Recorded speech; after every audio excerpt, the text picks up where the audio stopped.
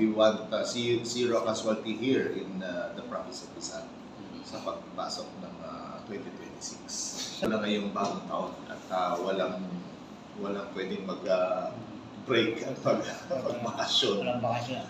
Oo, and sinisiguro natin na magkaroon tayo ng tinatawag na zero casualty.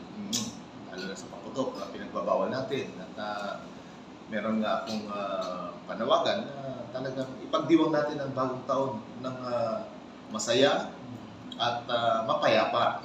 Iwasan ang mga paputok, lalong-lalo na yung mga illegal at yung pag-discharge ng firearms, indiscriminate firing. Kasi madadamay. Yung dati po mga kernel, yung dati po mga nilalagyan ng tape nung nakaraan natin, yung mga baril po ng ating mga kapulisan. Sa ngayon po, ano na po ba mga...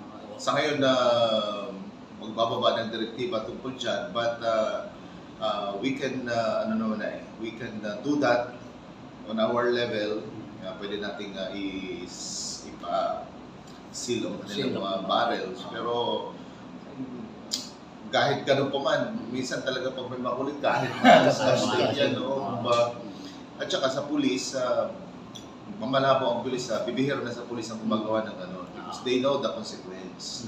At may karampatang dismissal ang mga abuti nila pagka gumawa sila ng mga ganyan. So normally, mga civilian, mga nagmamayari ng mga baril, kapag nalalasing, sila talaga yung mga permit, mga walang lalo na walang mga permits.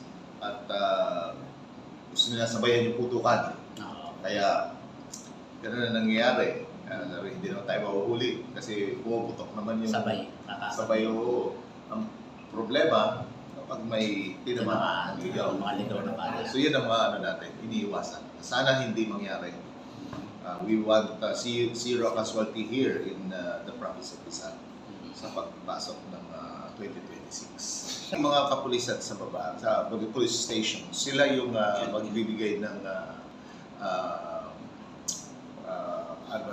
paalala sa ating mga mahilig magpaputok to do that sa designated area na kung saan pinapayagan ng ating mga local government units sa magpaputok. So may mga kanya-kanyang designated area na yan.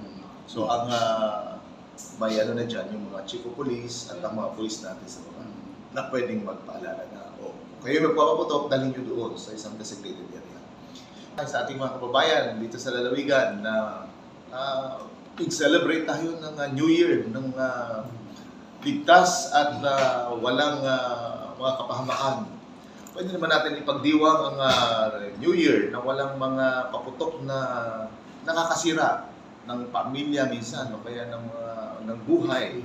So kung pwede, zero casualty. So panawagan natin sa mga kababayan na maging responsable at magkaroon tayo ng disiplina at of course may pananagutan tayo the moment meron tayong mga nalabag sa ating mga ordinansa at mga talitutunin.